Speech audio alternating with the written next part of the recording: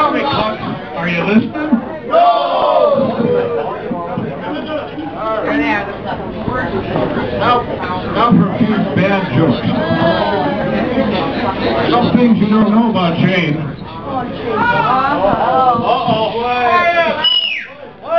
Back in the 60s, when I was living in the sandbox there on Stryker and Dodd, she called me up. She's an inventor at the time. She combined castor oil with holy water. I said, what the hell did you get? She said, a religious movement.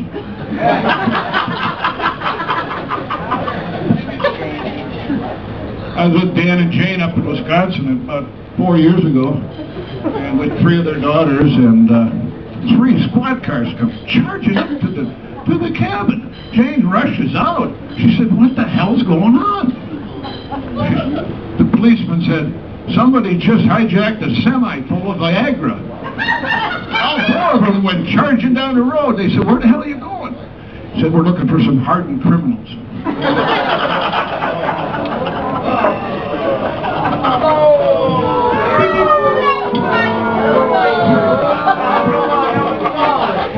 Dan called me about a year after he got married.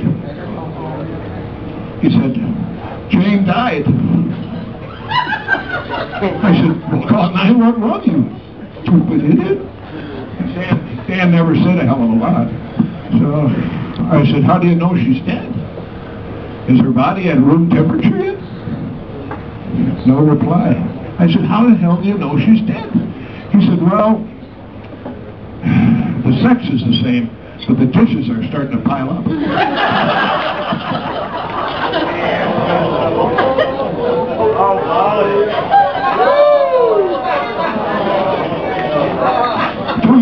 Dan used to breed cattle up in Wisconsin, and he had one bull that was really prolific.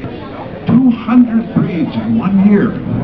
Jane got word of it, so that night she snuggled up to him in bed and she said, Danny, why don't you, oh Danny boy, why don't you study that bull? Maybe you can learn something. Dan said, yeah, but 200 times, but it wasn't with the same cow.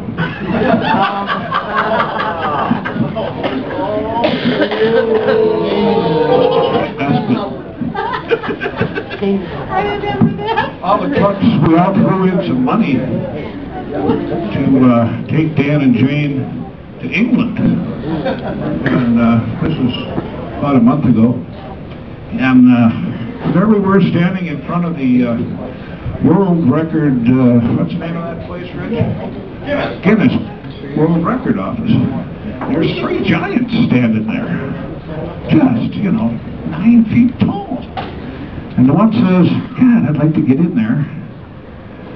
He looks at his hands and he says, look at the size of those. I can hold 3 dozen eggs in one hand. I'm going in there. He goes in, comes out, yeah, #1, largest hands in the world. Other guy says, well, my feet, they're huge. That's a size 27 triple E. He goes in, comes out, yeah, #1, the best, biggest feet in the whole world. And the other guy, he looks around, checks down his pants, and he says, well,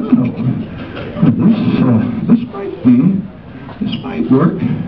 He goes in, he comes out with his head dragging.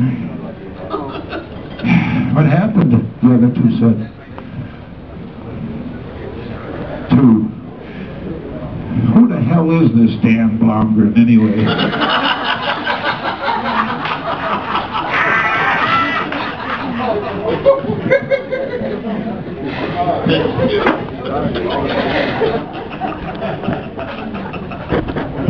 Only a couple more. Thanks for laughing. We had to humor you. Earlier tonight, we took Dan down to Winkles, and the whole ball team. We got around the table, and well, I don't know if I should. Well, Dan behaved himself. Anyway, up on the table stood this gorgeous blonde, totally naked, right in front of Danny. The rest of us are breathing hard, but Dan seems quite comfortable with a beer in each hand. So she she says, "Danny boy, I'm here to give you super sex." Dan says, "I'll take the soup."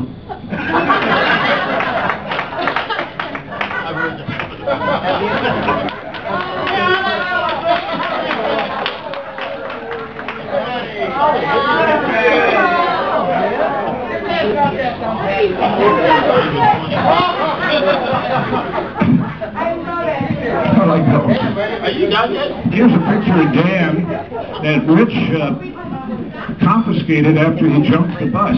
It had fallen down between the windows, and it's signed by somebody named Katja. I don't know what the hell it means. But anyway, we would like to give it to Jane or Dan if they... What's that, Dan? What you see on the bus and what you hear on the bus stays on the bus. Okay, done deal. You know, April with Jane was always fun. Really fun. One day she calls me up. "Glenn, I'm living on Stryker and Dodd. Glenn, I left my purse up at Spartan Atlantic." I said, "Oh, I'll just go up there and get it for you." So I run up there, talk to customer service. They don't have it. I call Jane. "Well, it's not here." "Oh, I bet it's up at Target." I run up to Target. Come out. Oh, for Christ's sake, it's April 1st. But I got back at her. About 10 years later, I sent several of the clubs pink envelopes loaded with perfume, just thanking each one of them for helping Janet, I think her name was, helping me out when I had a flat tire. And your suggestion that you come over and give me a back rub was very timely. Thank you very much. And that's when Patty called me up. I left my phone number on their home phone. She called me up, and I had never heard her madder. She screamed into my answering service, "You keep your hands off my dad!"